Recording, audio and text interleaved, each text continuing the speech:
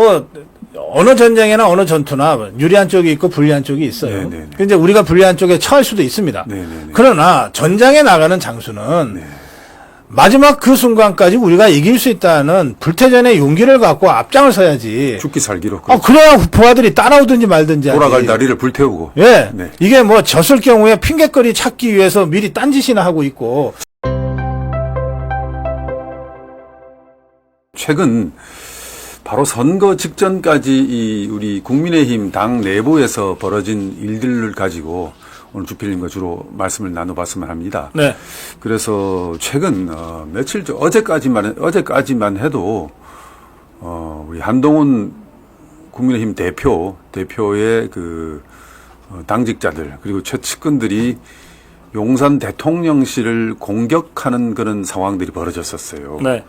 지금 그 야당에 어떻게 보면 사냥감이라 할 수 있을 정도로 야당에 지금 하도 그 어떤 그 뻘짓이라고 해야 되는 표현이 적절할지 모르겠지만은 여러 가지 부적절한 행동과 처신들이 지금 언론에 공개가 되고 있거든요. 네. 선거를 제대로 하는 당이라면은 그런 야당의 사냥감들을 놓치지 않고 공격을 해야 되는데 어떻게 된 게 이 지금의 여당은 내부를 향해서 총질을 지금 하고 있거든요. 지난 총선 때도 그랬단 말입니다.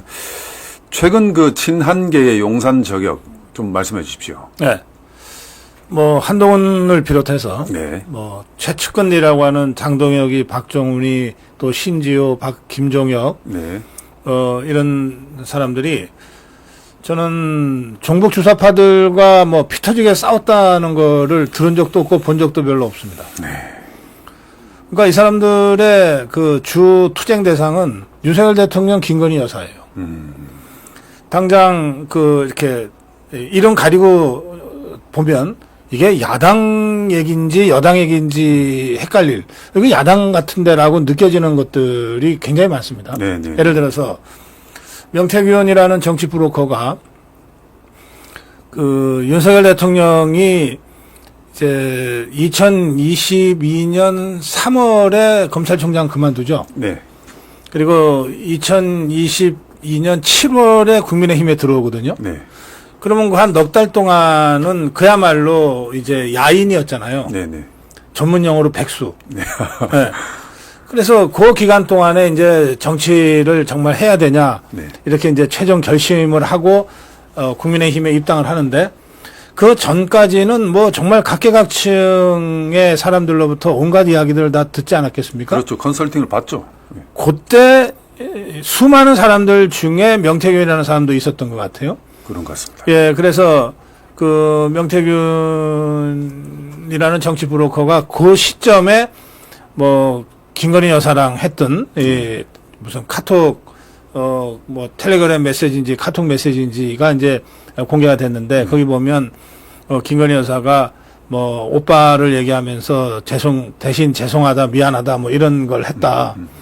근데 그거를 이제 대통령실에서 이게 종북 주사파들이 이거를 김건희 여사가 오빠라고 호칭한 사람이 윤석열 대통령이다. 네. 응?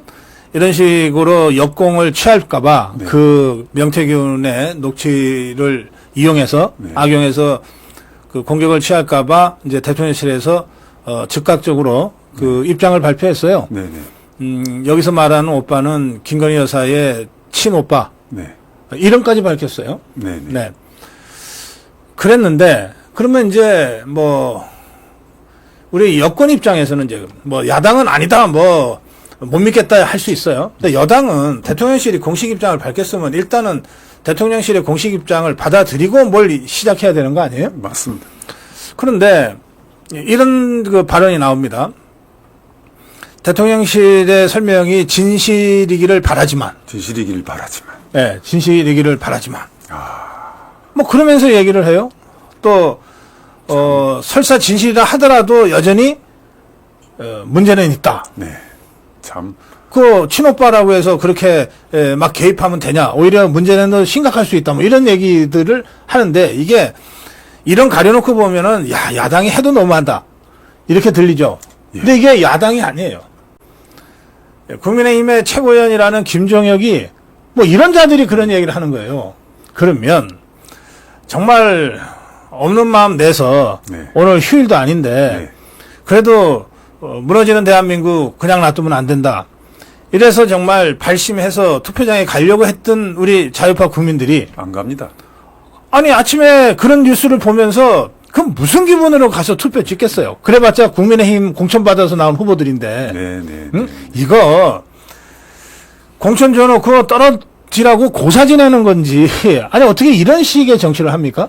하루 전날까지 그랬어요. 어제까지. 예. 그리고 오늘 오늘 기사도 다 그런 기사들이에요. 네, 오늘 지금. 기사로 그걸로 도배질되죠. 어제 예. 발언을 가지고 오늘 신문을 아, 만드니까. 그러니까 그래서 이제 오늘 사실은 국민들이 한편으로는 이거 재보궐선거 우리가 한 명이라도 더 나가서 네. 어떻게든 우리가 이겨야 되는데 이런 마음을 먹고 있었던 국민들 입장에서 볼 때는 더 화가 나는 더 거예요. 화가 납니다. 예, 그래서 저한테 지금 오전 내내 저런 국민의힘을 어떻게 믿고 가냐. 네. 야, 차라리 신당 만듭시다. 네. 뭐 이런 문자들이 막 빗발치듯 오고 있습니다. 오죽하겠습니까? 예. 우리 그 독자님들, 청취자님들 다 엄청난 애국자들이고요. 그런데 또 한간에는 우리 신문에서도 그런 기사를 썼지만은 네. 이렇게 한동훈 대표 측에서 이렇게 김건희 여사를 공격하는 것은 어떻게 보면은 만약에라도 이번 보궐선거에서 패배할 때 김 여사 때문이라고 그걸 책임을 뒤집어 씌우려는 그런 의도가 있는 게 아닌가. 뭐 그런 분석들이 있던데요. 예. 저는 뭐 그런 분석이 사실이라면 이건 정말 두 가지 점에서 이건 정말 말도 안 되는 짓이라고 봅니다. 네. 첫째는 뭐냐면 아니 어떻게 선거를 하기도 전에 질 것을 예상하고 대비를 합니까? 아 그러면 장수 자리를 내놔야지. 네. 자신이 없으면. 네, 네, 네. 그렇잖아요. 네, 네. 아니 뭐 어느 전쟁이나 어느 전투나 유리한 쪽이 있고 불리한 쪽이 있어요. 네, 네, 네. 근데 우리가 불리한 쪽에 처할 수도 있습니다. 네, 네, 네. 그러나 전장에 나가는 장수는 네. 마지막 그 순간까지 우리가 이길 수 있다는 불태전의 용기를 갖고 앞장을 서야지. 죽기 살기로 그래야 부하들이 따라오든지 말든지 돌아갈 하지. 다리를 불태우고. 예. 네. 이게 뭐 졌을 경우에 핑계거리 찾기 위해서 미리 딴짓이나 하고 있고. 실제로 저 사람들이 그때 지난 총선 때 그랬거든요. 예. 그러니까 아니 황상무 그런 예. 뭐 그 당시 시민수석 그리고 네. 이종섭 국방장관 탓을 하면서 책임을 자꾸 그쪽으로 밀었지 않습니까? 네.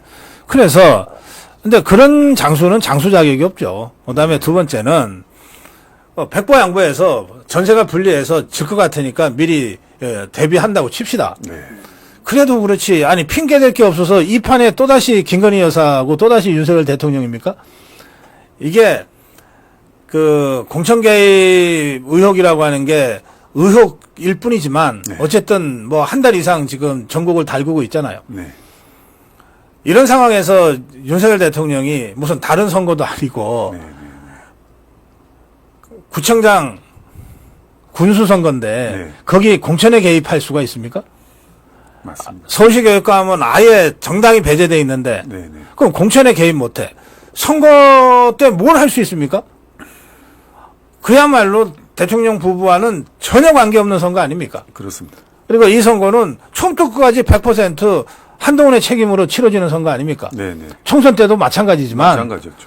그러나 뭐 총선 때는 뭐 한동훈이 뭐 대통령이 뭐 공천을 개입하려고 했네 어쩌고 저쩌고 해서 지금 하여튼 좀 뭐 의혹을 제기하고 있는 상태라고 하지만 이번 선거는 어떤 의혹도 제기할 수가 없는 거 아니에요. 그래도 계속 김 여사를 물고 그래놓고 그래도 지고 나면은 김 여사 책임이다라고. 네, 네. 그럼 이기면 자기 책임이죠. 그럼 자기 덕이고. 자기 덕이죠. 야 정치 진짜 쉽게 하네.